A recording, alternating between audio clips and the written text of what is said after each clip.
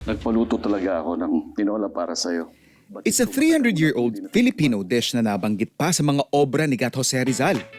Ang una sa ating classic Lutong Pinoy special, Tinola. So, we brown our meat.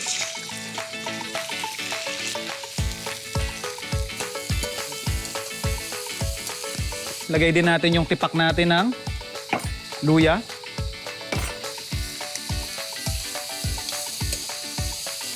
Then slice na lang din natin yung ating papaya.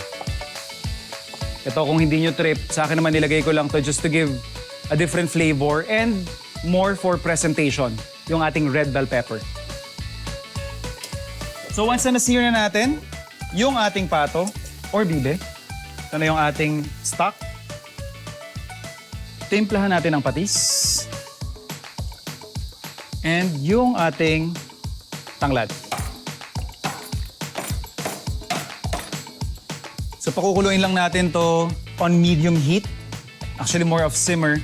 And then saka natin ilalagay yung iba pa nating ingredients. Balikan natin to siguro more or less mga after an hour and a half.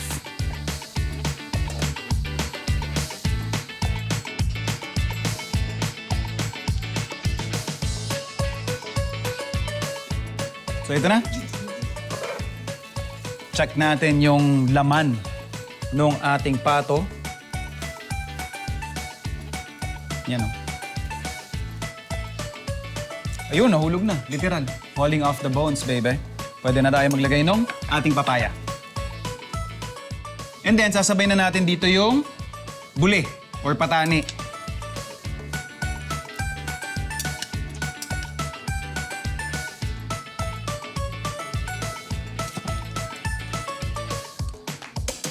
Habang kumukulo siya, may apoy pa, lagyan na natin yung ating bell pepper. Ganun lang kabilis. Pwede nating patayin at pwede tayo mag-serve.